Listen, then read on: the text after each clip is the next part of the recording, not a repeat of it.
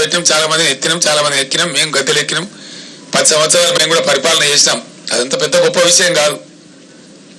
అధికారం వస్తూ ఉంటుంది, పోతూ ఉంటుంది, నథింగ్ గ్రేట్ అబౌట్ ఇట్. కానీ ప్రజలు ఎక్కడ పోవాలా?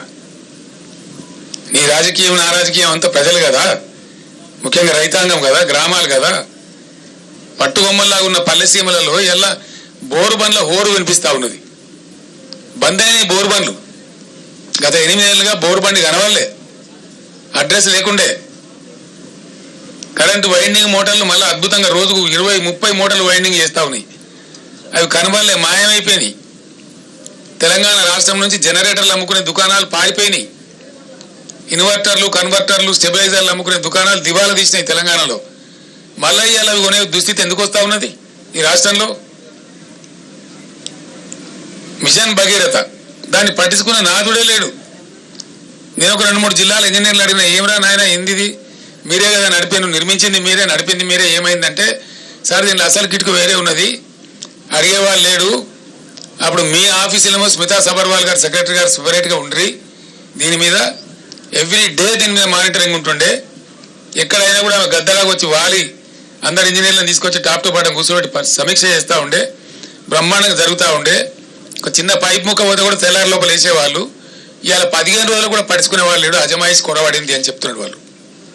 రెండవది ఏం చెప్తున్నారు, మిషన్ భగీరథ నీళ్ళు కరెక్ట్గా రావాలంటే మంచి వాల్యూమ్ ఉండకంటే మంచి హై క్వాలిటీ పవర్ 23 గంటలు కనీసం ఉండాలి, నిరంతర విద్యుత్ సరఫరా ఉండాలి. ఈ ప్రభుత్వం యొక్క తెలివి తక్కువతనం వల్ల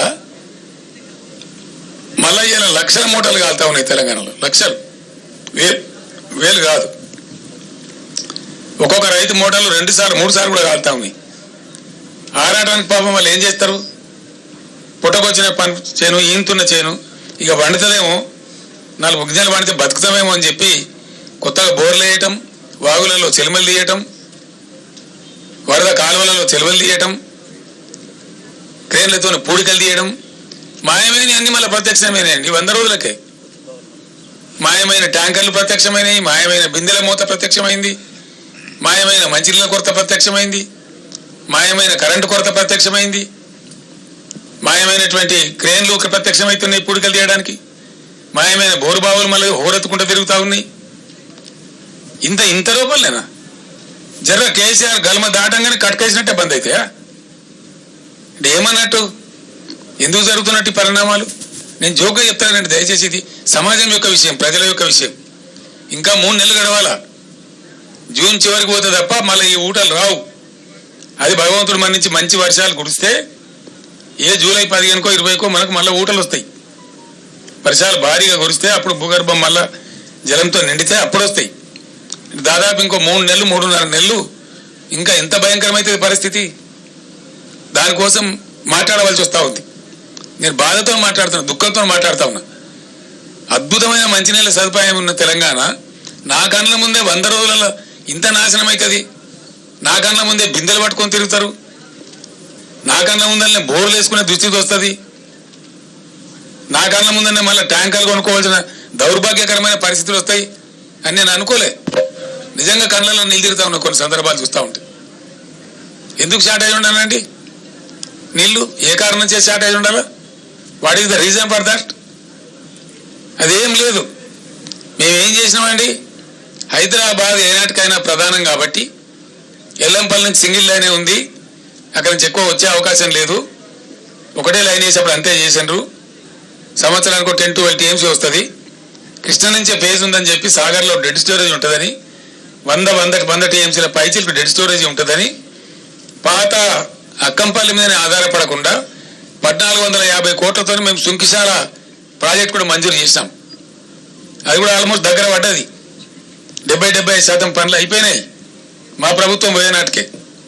నేను మొన్న కాంట్రాక్టర్ని అడిగిన, ఏమరా ఎంతవరకు వచ్చింది పని అని అడిగితే, సార్ ఈ గవర్నమెంట్ చేయమని చెప్తే మేము 2 నెలలు 3 నెలలు చేసి అందిస్తాం సార్ అని చెప్తున్నారు వాళ్ళు. ఒకసారి అది మళ్ళీ కలిసిందంటే బ్రహ్మాండంగా అసలు నీటి సప్లై డోకా ఉండదు.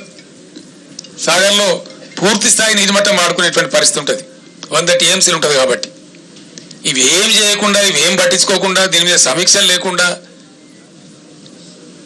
అడగోలు మాటలు, అడగోలు పిచ్చి ప్రచారాలు చేసుకుంటా ఎంతసేపు విపక్షాన్ని బదనాం చేయాలి, గత ప్రభుత్వాన్ని బదనాం చేయాలనే ఒక చిల్లర చాలా చీప్ టాక్టిక్స్ తప్ప ఏం కనపడతలేదు. మేము ఆనాడు ఒక పద్ధతి మార్చేసిన, నేను ముఖ్యమంత్రి ఉండే టైంలో భయంకరమైన రాళ్లవానం వచ్చి ఖమ్మం జిల్లాలో అనేక జిల్లాలలో పంట నష్టం జరిగింది. మహబూబాబాద్ జిల్లాలో, ఖమ్మం జిల్లాలో, చాలా జిల్లాలలో నేనే స్వయంగా పోయి పరిశీలన చేసిన ఏంది ఎంతవరకు జరిగిందని చెప్పి. నిజంగానే ఘోరంగా దెబ్బతిన్నది. 100% పంట పోయింది. కానీ పంట నష్టం ఇచ్చే పరిస్థితి ఏంది? ఆ రోజు వరకు కూడా కేంద్ర ప్రభుత్వం నివేదిక పెట్టాలి, ఆ తోకగాలు రావాలి 3 నెలలకు, వాడు వచ్చే వరకు ఏమి ఉండదు, వాడు ఉల్టా రిపోర్ట్ రాయాలి, వాడేమి ఇయ్యాడు, వీడు తీసుకోడు, రైతుకు అందదు. దాంతో నేనే నిర్ణయించి రైతులు బలపడుతున్నారు కాబట్టి తెలంగాణ రాష్ట్రంలో మంచిగా అవుతున్నారు కాబట్టి మళ్ళా వాళ్ళ పరిస్థితి దిగజారద్దని చరిత్రలో ఎప్పుడు లేని విధంగా ఎకరానికి 10,000 రూపీస్ ఇచ్చిన నేను, ఇన్స్టెంట్ శాంక్షన్.